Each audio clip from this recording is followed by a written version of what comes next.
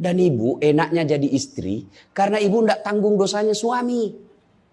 Saya bilang sama istri saya, mama nyecek. Kan ibu-ibu sekarang suka sekali periksa handphone. Untuk apa periksa handphonenya suami ibu? Coba jelaskan saya, untuk apa? Ayo yang suka periksa handphonenya suami ini. Untuk apa ibu? Setelah tahu ibu mau apa? Ternyata besok-besok ada masalah yang tidak menyenangkan hatimu, apa yang kamu lakukan? Mau diceraikan, saya ceraikan kamu. Daripada kau menderita mendampingi saya, sudah, kita selesaikan baik-baik. Dan kau tidak mungkin. Kuceraikan kau pagi, sore saya sudah dapat.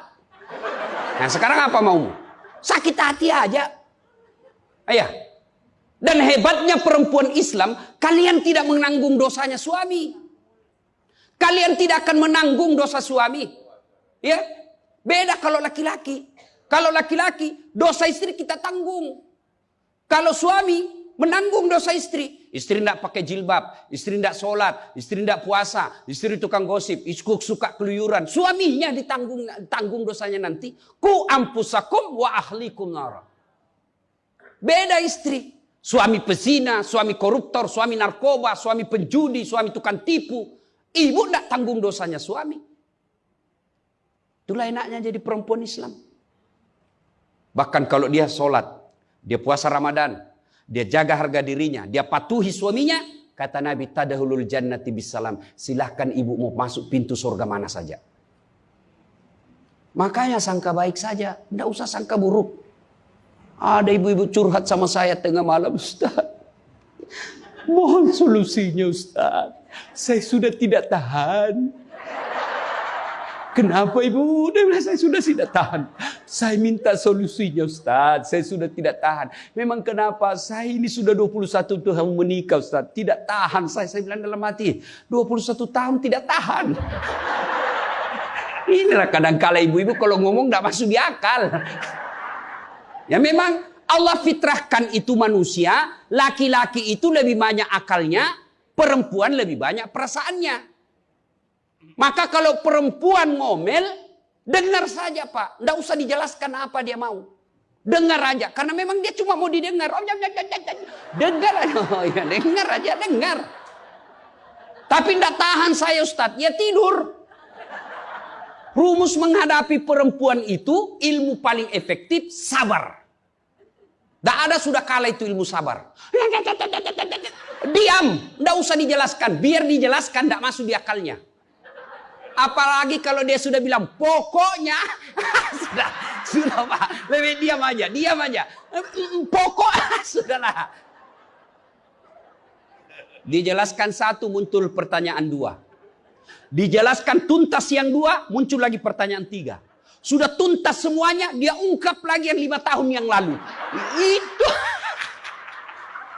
Itulah perempuan. Iya Ibu toh? Maka dengarkan saja. Ada saatnya nanti dia bilang. Baru dia sadar itu. Iya sebenarnya itu saya emosi aja itu hari Pak. Begitulah perempuan. Dihadapinya jangan emosi.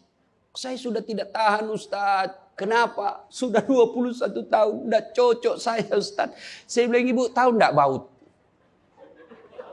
Tahu Ustaz. Apa pasangannya baut ibu? Mur. Sama enggak? Sama modelnya? Sama bentuknya?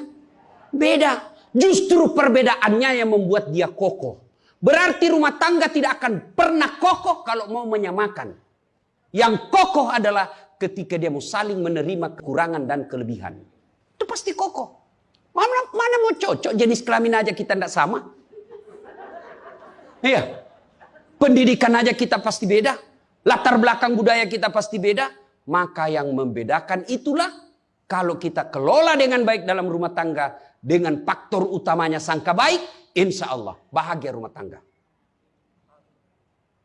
Ya, sangka baik. Tuh Khadijah tidak pernah sangka buruk sama suaminya. Khadijah ketika beliau sakaratil maut, usia 65, beliau sakit. Dan baju yang beliau pakai sudah 8 kali tambal. Tahu tambal Ibu? Itu tambal ke-8-nya 1 sampai 7 Nabi masih menambalnya pakai apa? Masih pakai kain.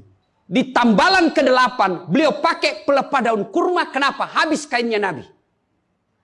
Padahal sebelum nikah beliau orang kaya. Lalu beliau panggillah anaknya, Fatimah ta'al. Fatimah ke sini dulu nak. Kenapa bunda? Tolong kau mintakan serbannya bapakmu. Ada serban yang selalu dia pakai, bapakmu itu terima wahyu.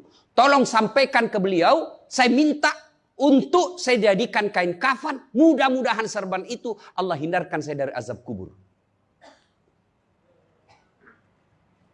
Mendengar ini, Fatimah berkata, bunda aja yang minta sama bapak. Dengar jawaban Khadijah. Saya malu minta sama bapakmu nak. Habis hartanya untuk bantu Rasulullah, minta serban, malu. Kira-kira masih ada istri sini malu minta sama suaminya? Pak Gubernur masih ada kira-kira malu minta sama suami? Bukan diminta, dicuri. Ayo, itulah Khadijah.